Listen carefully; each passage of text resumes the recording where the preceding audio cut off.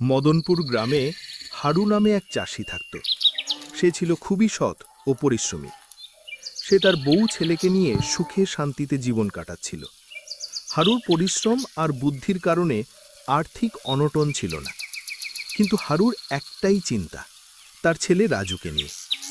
ছেলেটা সেই কবে শহরে গিয়েছে, তারপর থেকে আর কোনো যোগাযোগ নেই। হারু আর তার বউ যখন ছেলের যোগাযোগের আশা একেবারেই ছেড়ে দিয়েছে, তখন একদিন হঠাৎ রাজুর এসে হাজির।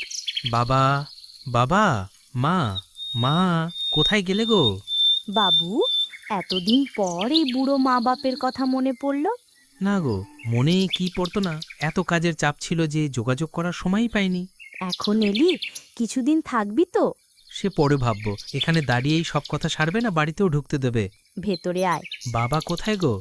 তোর বাবা তো সেই সকালে মাঠে গেছে, দুপুর তো হতে গেল, চড়ে আসবে। ঠিক আছে, আমি ঘুরে আসছি একটু মাঠ থেকে। দুপুরের খাবার তো খেয়ে যাবি। ঘুরে এসে তারপর খাচ্ছি। রাজু মাঠে গিয়ে দেখে তার বাবা একটা গাছের নিচে বসে বিশ্রাম নিচ্ছে। সে তার বাবার সামনে গিয়ে দাঁড়ায়, তারপর বলে, বাবা, কেমন আছো? এতদিন পরে বুড়ো বাপের কথা মনে পড়লো। সেই যে শহরে গেলি, তারপর তোর আর কোনো খবরই পেলাম না। কি করতাম, কোনো উপায়ই ছিল না। কাজের এত চাপ যে যোগাযোগের সময়ই পাইনি। তোর মায়ের সাথে দেখা করেছিস? হ্যাঁ হ্যাঁ, বাড়ি থেকেই তো এলাম। ঠিক আছে, চল, এদিকের কাজ প্রায় শেষ, বাড়ির দিকে যাওয়া যাক। দুজনেই বাড়ি ফিরে আসে। বেশ কিছুক্ষণ পরে রাজু তার বাবার কাছে যায় আর বলে, বাবা, জমিতে এবারে চাষ ভালো হয়েছে? মানে আয় কি বেড়েছে? কেন, তুই তো এসব কোনোদিন জিজ্ঞেস করিসনি। না না, এমনি। আসলে তুমি এখনো সারাদিন মাঠে হাড় ভাঙা পরিশ্রম করছো। আমরা চাষি মানুষ, চাষ না করলে চলবে কিভাবে? যদি তুমি জমিটা বিক্রি করে দাও তাহলে আমার সাথে থাকতে পারতে। এই কথাটা শুনে হারু খুব রেগে যায়, চেঁচে উঠে বলে, জানোয়ার, তুই এই জন্যই গ্রামে এসেছিস না? আরে ওই জমিটা চাষ করেই তোকে এত বড় করেছি।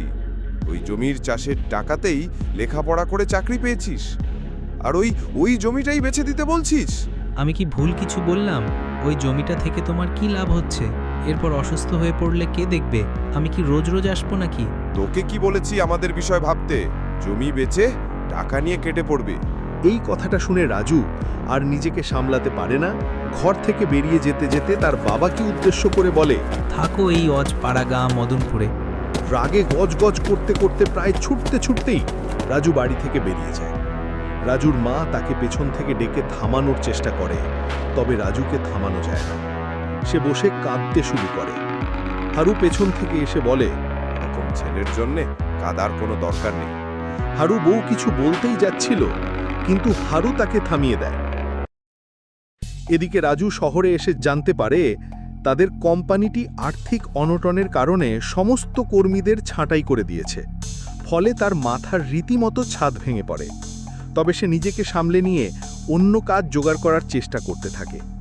এভাবে বেশ কয়েক মাস চেষ্টা করেও যখন কোনো চাকরির জোগাড় করতে পারে না, তখন তাকে তার স্বপ্নের বাড়িটাও ছেড়ে দিতে হয়, কারণ এই কটা মাসের ইএমআই সে দিতে পারেনি। চাকরি আর মাথার ছাদ দুটো হারিয়ে সে একেবারে নিঃস্ব হয়ে পড়ে। এখন তার কাছে সে পরিমাণ অর্থও নেই যে শহরে দিন কাটাতে পারবে। আর গ্রামের বাড়ি, সেখানে মা বাবার সাথে যা ব্যবহার করেছে, এরপরও রাজু শহরের রাস্তায় রাস্তায় ঘুরে বেরিয়ে আশ্রয় আর কাজের চেষ্টা করে। কিন্তু যখন কোনো লাভ হয় না, তখন একেবারে নিরুপায় হয়ে গ্রামে মা বাবার কাছে ফিরে আসে। এতদিনে শহরের ওই কোম্পানির কথা সবাই জেনে গেছে। রাজুকে তার মা কিছু বলতে গেলেও হারু থামিয়ে দেয়। সেটা রাজু লক্ষ্য করে আর বাবার কাছে ক্ষমা চেয়ে নেয় তার ভুলের জন্য। এখন রাজু তার বাবাকে ওই জমিতেই চাষের কাজে সাহায্য করে। নিজেও ধীরে ধীরে চাষের কাজ শিখছে। সে এখন বোঝে নিজের জমি নিজেরই হয়, আর শহরের চেয়ে গ্রামের লোকগুলো একটু বেশিই আপন হয়।